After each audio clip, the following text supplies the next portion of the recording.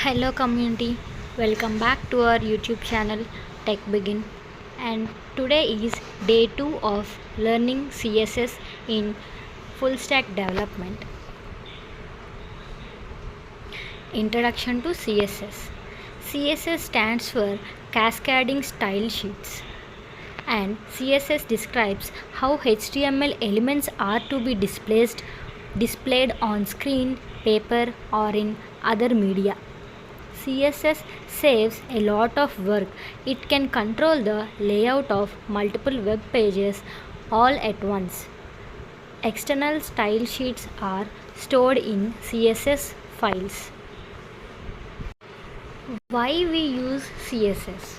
CSS is used to define styles for your web pages, including the design, layout, and variations in display for different devices and screen sizes. Here is the simple CSS example. And first we gave body, and we gave in that body background color. We want some background color and we gave it as light blue. And for the heading, the first heading H1, we gave color as white and the text align as center. That means we will display the written part in the center and the color will be white. And P means paragraph. In the paragraph we gave font family as Verdana. That means it is a style of writing, and the font size is 20 pixel. So these are the styles we used for a particular body, heading and a paragraph. We gave a background color for the body, and also the color of the text for a heading, and the text of the heading will be present in the center of the whole part, and the paragraph will be font size Verdana and font family Verdana, and font size is 20 pixel. And the purpose to use CSS is it separate content from design. CSS solved a big problem. HTML was never intended to contain tags for formatting a web page. HTML was created to describe the content of a web page, like for heading we use H1 tags with closing and opening and closing braces, and for the paragraph we use P. When tags like font and color attributes were added to the HTML, it started a nightmare for web developers. Development of large websites where fonts and color information were added to every single page became a long and expensive process. To solve this problem, the World Wide Web Consortium created CSS. CSS removed the style formatting from the HTML page. And CSS saves a lot of work. The style definitions are normally saved in external CSS files. With an external style sheet file, you can change the look of the entire website by changing just one file. Then the benefits of CSS: consistency and global styling. It has easier maintenance and efficient updates. It is time saving and faster loading items. Enhanced design options and responsive design. Accessibility and print friendly pages. Platform independence and device compatibility. These are the advantages of CSS. Now let's move towards the next slide. The next slide is about types of CSS. In the types of CSS, we have three types. First one is inline CSS, second one is internal CSS, the third one is external CSS. Now let us discuss one by one.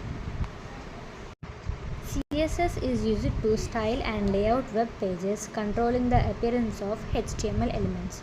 The first one is inline CSS. Inline CSS involves applying styles directly to individual HTML elements using the style attributes. This method allows for specific styling of elements within the HTML document, overriding any external or internal styles. Now let us understand with the help of an example. This is the example for inline CSS, and in the starting we gave, for the paragraph we gave style equals to color, and for that color we gave particular numbers with hashtag which resembles for the color, and font size we gave 50 pixel, and font style we gave italic, and the text align is center, and the paragraph is inline CSS, and then we close the paragraph. So for this we got the output as inline CSS which resembles font size 50 pixel, and the font style is italic, and it is in the center, and the color which we gave with the number and hashtag is green color, and hence we got green color. So this is inline CSS. Now the next one is internal CSS. Internal CSS is also called embedded CSS. It is defined within the HTML document's style element. It applies styles to specified HTML elements. The CSS rule set should be within the HTML file in the head section. That is, the CSS is embedded within the style tag inside the head section of the HTML file. Now let us understand with the help of an example. Here it is a small example. In that we gave inside the head section we gave style tag, and inside that style tag we gave some code, that is for main and for .gfg and for geeks. We gave 3 parts, and we gave each sub parts for that. We gave text align inside the main, we gave GFG, we gave color, font size and font weight, and for geeks we gave font style and font size. Then we closed the style tag and then head tag. That means internal CSS is defined within the style tag as we already mentioned, and the style tag is within the head tag. And then we as usually gave the body tag. In that we gave the paragraphs and the divisions, and then we closed the body and HTML. Now let's see the output for this tag, for this code. This is the output for the code we run, and we gave main means the text align is center, so the whole heading tag will be in the center, and for the color we gave a number with hashtag which refers to the green color, and the font size is 50 pixel, and the font weight is bold, and we gave font style bold and font size 20 pixel for the next one. That is, here we gave implementation of internal CSS. For that, font style is bold and font size is 20 pixel. Now let's move towards the third type, and that is external CSS. External CSS contains separate CSS files that contain only style properties with the help of tag attributes. For example, class, ID, heading, etc. CSS property is written in a separate file with a.css extension and should be linked to the HTML document using a link tag. It means that for each element, style can be set only once and will be applied across web pages. To understand this, we have to see an example. Here, it is an example for external CSS. Here we gave a tag link for style sheet, and we gave to link something we use href, and then we close the head and open the body as usual, and for that we gave some divisions and we gave the paragraph. This shows implementation of external CSS. Here we can see that the CSS property is written in a separate file with a.css extension. That means here we used style.css extension. And it is linked to the HTML document with the link tag. Here we used link tag in the starting part. That means we use .css extension, and we also use the link tag to link it with the HTML document. And the output will be like this: external CSS and the paragraph. This shows implementation of external CSS. This is about the types of CSS: internal CSS, external CSS, and inline CSS. Now let's move towards the next slide. The next slide is CSS syntax, selectors and properties. CSS syntax contains selector and declaration, and the declaration part has property and value. The selector points to the HTML element you want to style. The declaration block contains one or more declarations separated by semicolons. Each declaration includes a CSS property name and a value separated by a colon. Multiple CSS declarations are separated with semicolons, and declaration blocks are surrounded by curly braces. Let us see it within an image. This is the image form. As I already told, there will be a selector and a declaration, and declarations can be one or multiple separated by a colon, and each declarations will have two subparts, that is property and value, and the property and value will be separated by a colon. So this is the image part of CSS syntax. Here is the example for CSS syntax. Here we gave h1, and color for color we gave blue, and for font size we gave 24 pixel. Here h1 is selector, and color and blue are declarations. That means here we have only one declaration, and that declaration have two subparts, property and value. Here color is a we have two declarations, and we have two properties and two values. Color is a property and blue is a value. Property and as you know, property and value will be separated by a colon. And the second declaration is font size 24 pixel. Font size is property and value is 24 pixel. And these are separated by a colon, and the first declaration and the second declaration are separated by semicolon after each of the declaration, and then the curly braces is closed. So this is the simple syntax with selectors, properties and value inside them for CSS. The common properties we used are color, background color, font size, margin, padding and font weight, and all. We also use like text alignment as some additional properties. So this is about CSS syntax. Now let us move towards the next slide. The next slide is types of selectors. Let us see types of selectors. CSS selectors are used to find or select the HTML element you want to style. We have types of selectors in this, and the first one is element selector.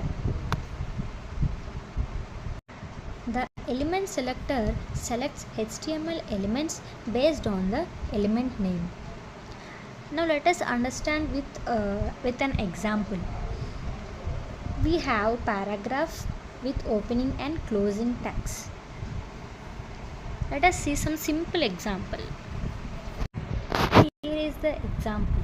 We gave paragraph and in that we gave the properties and values like text align is center and the color is red. So these are the properties and it is simple for element. Here all P elements on the page will be center aligned with the red text color. And this is element selector. And the next one is class selector. The class selector selects HTML elements with a specific class attribute. To select elements with a specific class, write a period, that is dot character, followed by the class name. Let us see a small example. Here we referred dot center, that is center is a particular attribute, and in that we gave text align is center and color is red, and we closed the tag. In this example, all HTML elements will class center will be red and center aligned. Then the next one is ID selector. The ID selector uses the ID attribute of an HTML element to select a specific element. The ID of an element is unique within a page, so the ID selector is used to select one unique element. To select an element with a specific ID, write a hashtag character followed by the ID of the element. Let us see an example. Here is the example. Here we gave para1 and it is the ID. It is a specific ID, and in that we gave decorations, text align and color. So here the CSS rule will be applied for this example to the HTML element with ID para1. It is only applicable for that ID para1, and for that purpose we use CSS ID selector.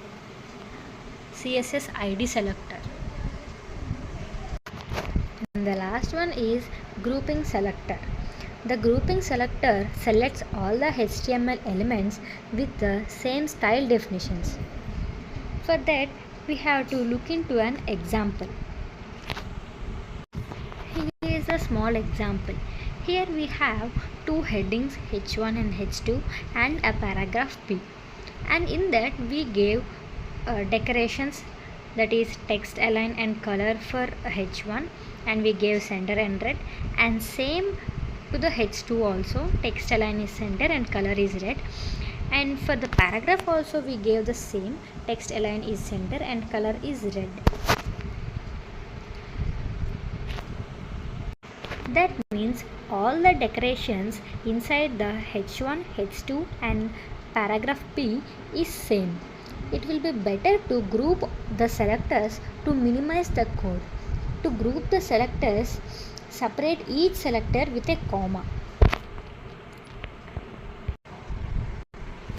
We should minimize it by separating with a comma between the selectors. This is the reduced code. Here we gave decorations, text align and color. Text align is center and color is red for all the three attributes, that is H1, H2 and P. So we used that H1 and H2 and P side by side and we separated them by a comma.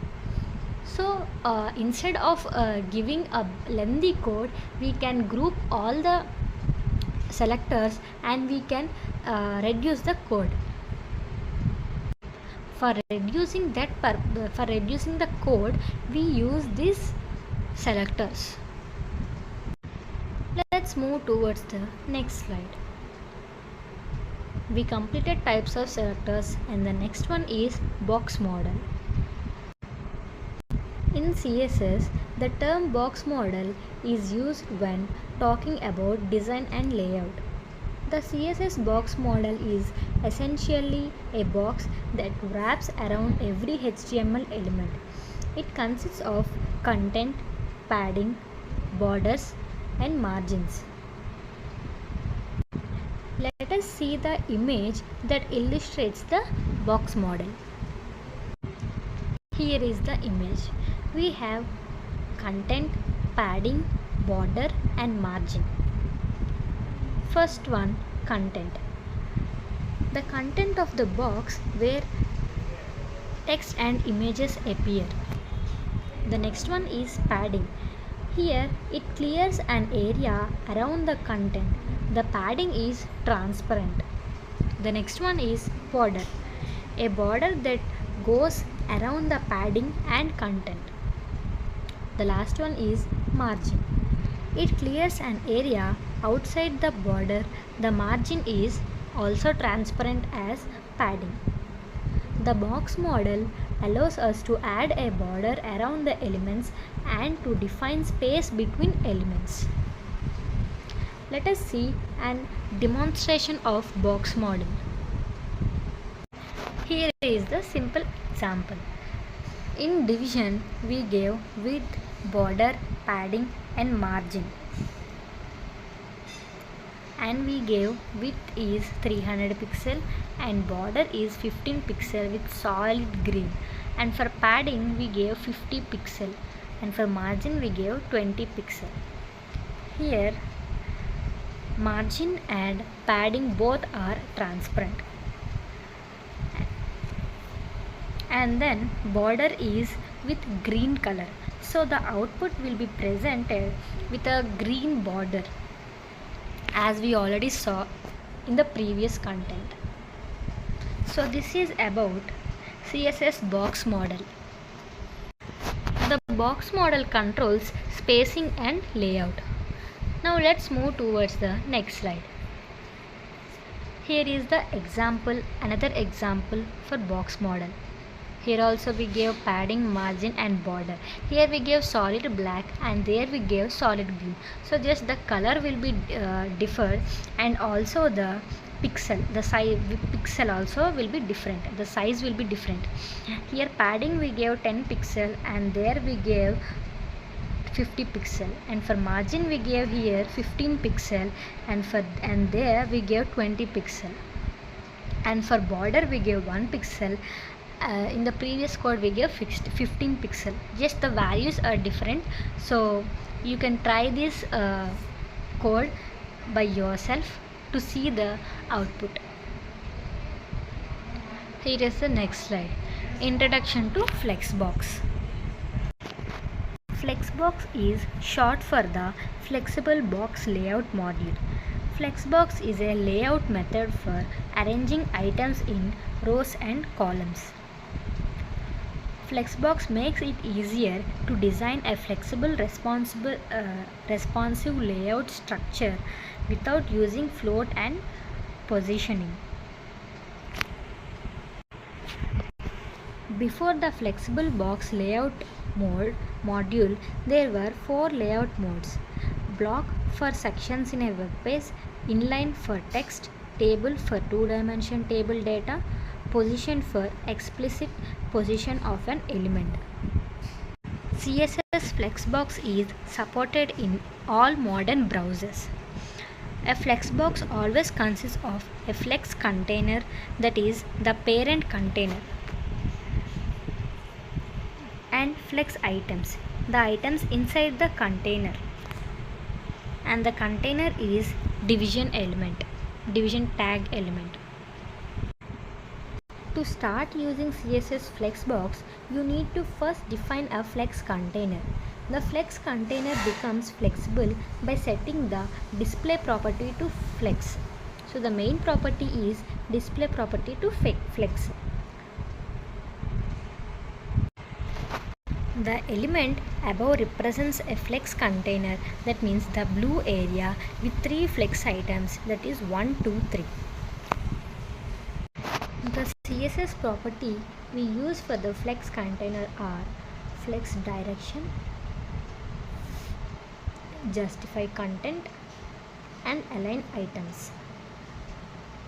The CSS flex direction property is the first one.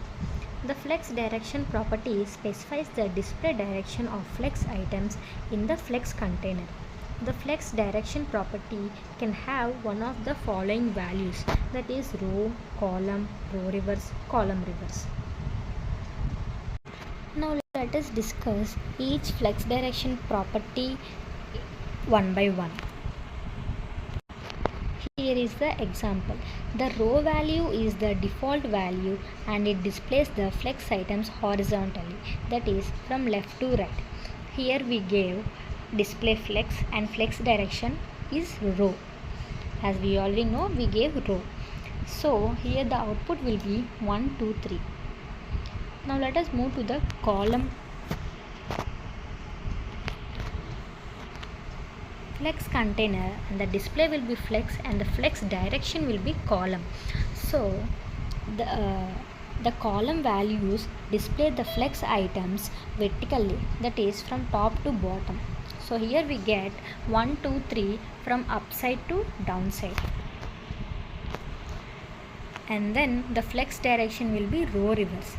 The row reverse value displays the flex items horizontally but from right to left.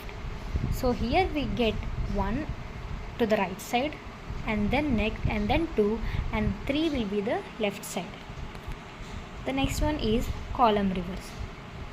The column reverse value display the flex items vertically but from bottom to top. So here we get 1 at the bottom and then at the top of the one we have 2 and at the topmost item will be 3. So these are row, column, row reverse and column reverse in flex direction. Then the next one is justify content property. The CSS justify content property is used to align the flex items when they do not use all available space and on the main axis horizontally. The justify content property can have one of the following values, that is center, flex start, flex end, space around, space between and space evenly. The first one is center. Here we gave justify content as center. So the center value positions the flex items in the center of the container. So here we get center of the container. And the next one is flex start. We gave justify content as flex start. The flex start value positions the flex items at the beginning of the container and this is default. The next one is flex end. The flex end value positions the flex items at the end of the container. And then the next one is space around. The space around value displays the flex items with space around them. And the next one is space between. We gave justify content as space between. The space between value displays the flex items with space between them. Then the next is space evenly. We gave justify content as space evenly. The space evenly value displays the flex items with equal space around them. So these are the justify content properties. And the next one is align items properties. The align items property is used to align the flex items when they do not use all available space on the cross axis, that is vertically. The align items property can have one of the following values. They are center, flex start, flex end, stretch and baseline. Let us see one by one. Here this is center. We gave align items as center.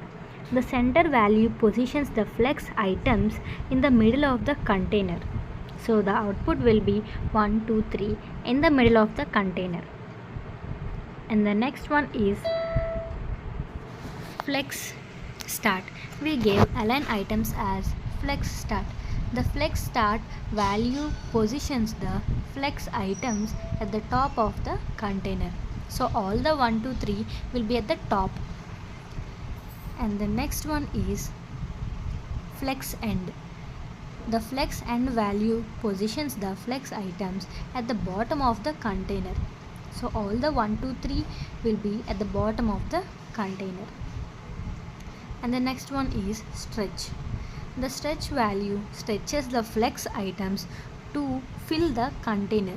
This is equal to normal, which is default.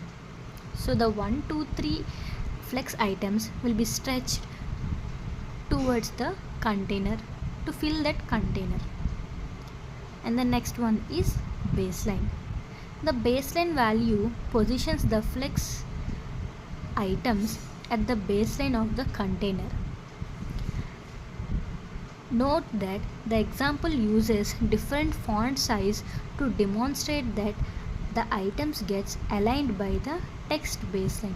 Here we got a red line in between, and that is the baseline. So this is about introduction to Flexbox. Let's move towards the next slide.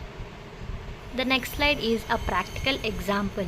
So here in the previous cases we discussed all the examples, and you can try this example in your own way and you can see the result of this example. Let's move towards the next slide. The next slide is responsive design.